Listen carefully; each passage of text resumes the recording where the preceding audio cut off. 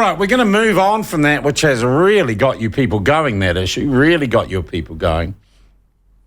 We're going to move on to the self-ID bill, or now legislation, which allows you, without having any doctor's certificates or having made any physical change to yourself, to, I think from the age of 16, grab your birth certificate and say, I want to be identified as, if you're a man, a woman, or a woman, a man. You can change your sex on your birth certificate without having to go through any surgical procedures. It has been contentious legislation. I don't know how often it'll be used. And, of course, the argument has been from women's advocates, including the likes of Posey Parker, that this will give biological men with nefarious intent access to women-only spaces, which have been hard fought for over the years. Well, what do we all really collectively think about it? It's a very hot debate, and people on both sides can be very committed about it. But I don't know that I have ever seen a poll that said, what do we in general think about this issue? But one is now being conducted. And to find out more about it, we're joined by Suzanne Levy, who is a spokesperson for Speak Up for Women, one group that I think it would be fair to typify as against self-ID legislation. Suzanne, lovely to talk to you again. Welcome back to the platform. Oh, thanks, Sean. Thanks for having me on. All right. Now, I just want to clarify, the self-ID laws come into effect when? They come in Thursday this week. Yeah. Wow, Thursday this week. Okay, so this is very pertinent. Had anyone ever polled before on what people generally think about self-ID? There was some polling back in 2019. It wasn't quite as decisive as our current results, but and the question was slightly different because the law hadn't come in and we didn't know what the law was. So, but it was, I think, in the 30s or 40s that only in the 30s or 40s that approved of it. Okay, so what question did you ask? Yeah. Well, can you answer the following things? Who conducted the survey? What question was asked? What was the outcome? Okay, so we did it through Courier Market Research. During one of their kind of monthly polls where they asked various questions. Yeah, so the question was, do you approve of the law change known as sex self-ID to allow anyone to change the sex on their birth certificate with no medical or surgical changes? So that's what we asked. We got 20% of people approved of that change.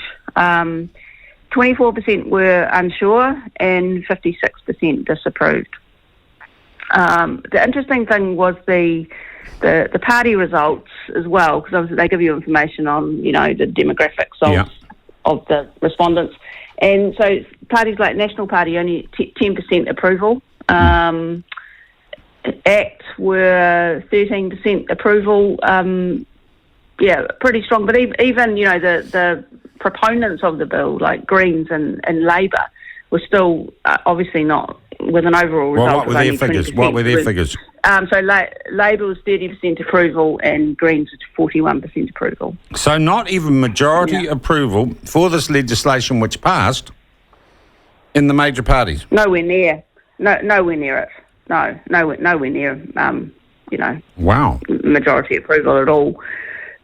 You would have thought that Labour would have strong support for it, given they put it through. So yeah, we were kind of surprised it was as clear cut as it is. Yeah, it's strong. But having said that, select committee were, during select committee submissions, we had somebody sort of go through and analyse the makeup of those, and I think 73% were against. Wow. And that was out of thousands. Yeah, so, it's. But despite that, it's funny, no one ever lost any money underestimating public opinion or perhaps ignoring it in the case of politicians. It still comes into law on Thursday. Do we have any idea how many people, and also what preponderance of, if you like, gender switching is going on? How many people might go from being men to women or women to men just because they feel like it?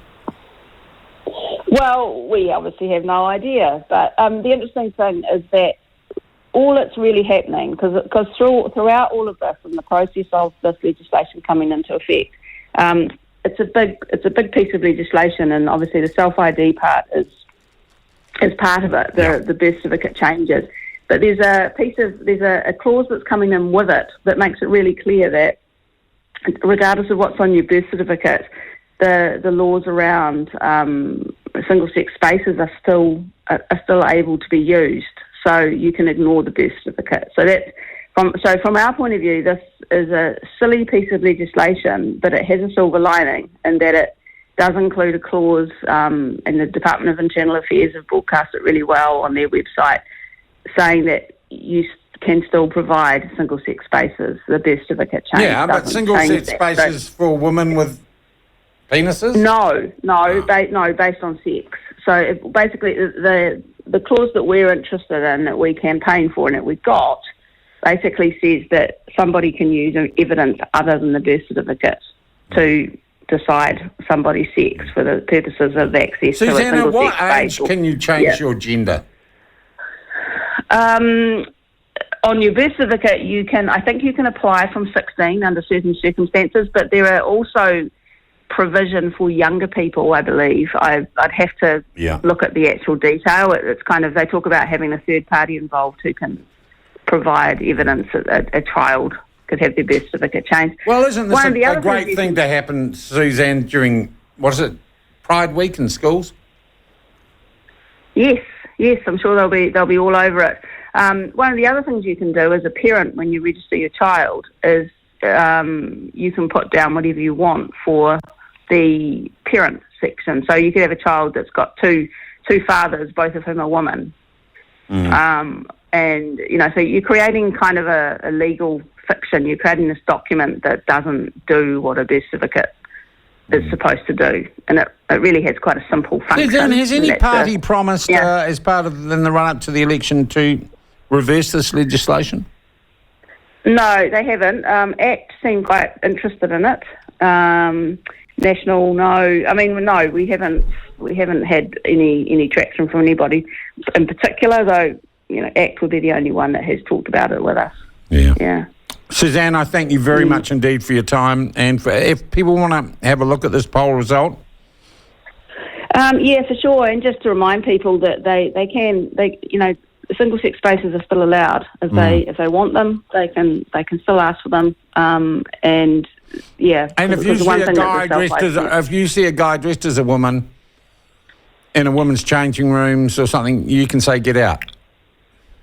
You can say get out. You can say to the people managing the facility that there's someone there, and probably what they'll say is, they're allowed to the self-ID, blah blah blah. But that's not quite right. If that service wants to make a space that is just for women, they can if they want to. Yeah, and you need to be able to tell them that. Get that across. Yeah, I thank you very much indeed for that, Suzanne. Good on you, and thank you for your time this morning. That is Suzanne Levy, spokesperson for Speak Up for Women. Curia Market Research did the poll in their omnibus, 1,000 people, and here it is. 20% of people support the same-sex legislation coming into coming into effect on Thursday. 24% are unsure, but 56% disagree with it. Why did we do it if most of us didn't want it? And it sounds silly anyway.